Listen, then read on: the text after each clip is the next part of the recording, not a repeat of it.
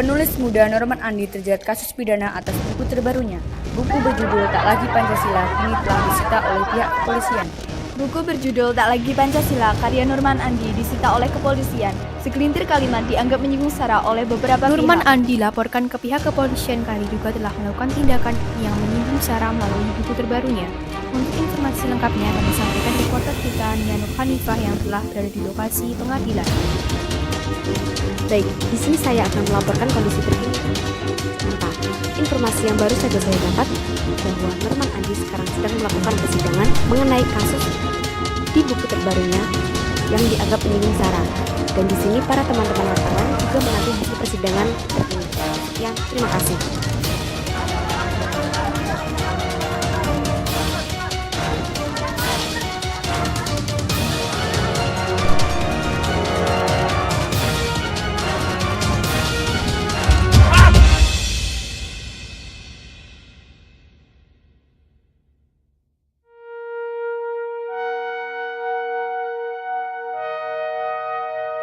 Perputaran roda di dunia ini semakin tak beraturan. Sebagian orang yang baru saja berada di atas jatuh begitu cepat. Tak berbeda dengan keadilan di dunia ini yang arahnya tak tepat, menjadikan semuanya berantakan. Yang tak bersalah dianggap salah, sedangkan yang salah tak terlihat.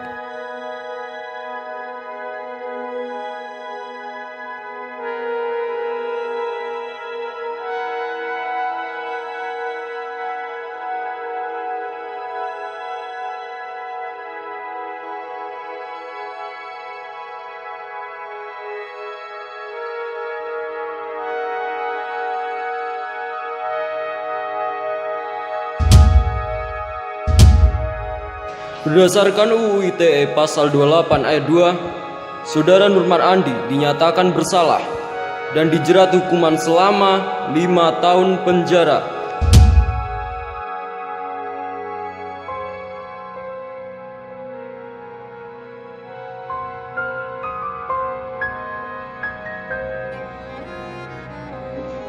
Gelap,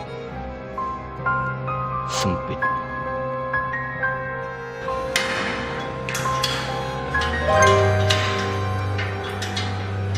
Mereka bilang tempat ini adalah rumah adil. Beberapa orang datang kemari dengan motif yang berbeda-beda,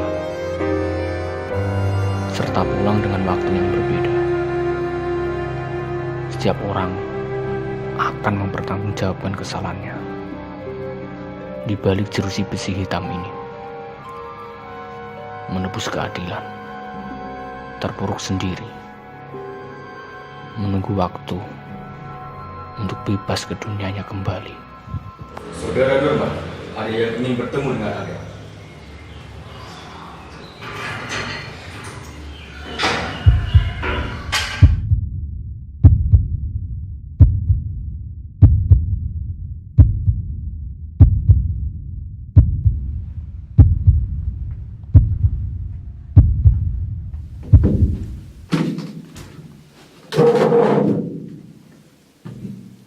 Siapa Anda? Saya Jaka. Saya sudah baca buku dan saya tahu kamu tidak bersalah. Kamu kan orang yang salah. Semua orang hanya mengenali saya, tidak memahami saya. Anda tahu kan? Saya di sini hanya berkarya, tidak untuk semua ini.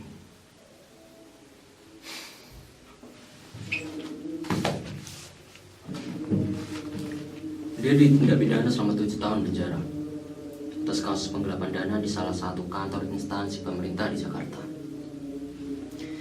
Anehnya dia bisa keluar lebih cepat, padahal semua harta dan asetnya disita oleh KPK. Saya pikir dia akan hidup sebatang kara ketika keluar dari selnya, tapi berita keluarnya mereda begitu cepat sehingga tak terdengar lagi baunya. Saya pikir ada kebohongan besar balik kasus ini. Lalu apa hubungannya dengan saya? Saya hanya bocah ingusan yang sok bicara tentang keadilan. Keadilan yang semakin berantakan di negara ini. Opini saya dianggap jahat dan membuat saya menjadi seorang kriminal di tempat ini.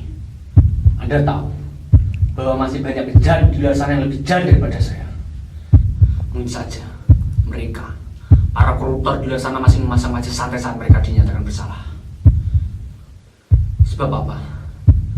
Mungkin mereka menyimpan harta karun di bawah tanah yang akan mereka gunakan untuk menyuap keadilan di negara ini. Kamu orang yang cerdas. Hanya saja, saya butuh alasan yang kuat. Mengapa mereka yang mengadilimu menjatuhkan hukuman kepadamu? Sementara mereka yang terjerat kasus penghinaan terhadap lambang Pancasila dengan mudahnya hanya mengatakan minta maaf.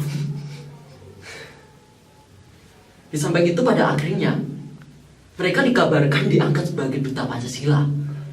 Pertanyaan saya, siapa yang mengangkat mereka menjadi duta Pancasila?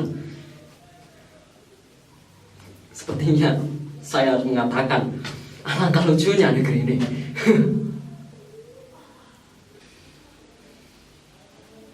Kembali lagi, di negara ini uang bisa membayar segala-galanya. Saya pikir rumah kita ini Pancasila, tapi ternyata tidak. Kondisinya tidak seperti yang dipikirkan oleh para pembuatnya.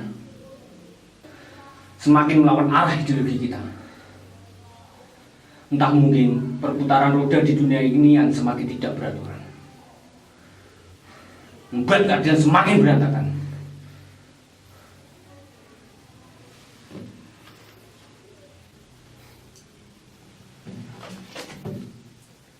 Apakah setelah kamu keluar dari sini, kamu ingin melanjutkan karirmu sebagai penulis? Mungkin bukan lagi tentang keadilan, mungkin tentang bajak laut.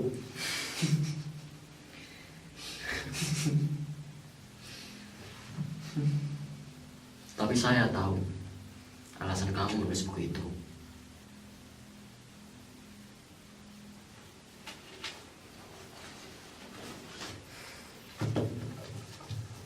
Kamu orang yang baik. Saya dan dia berasal dari tempat yang sama. Sayangnya, dia gugur saat menjalankan misi kemanusiaan. Iya, ya, saya tahu. Saya tahu.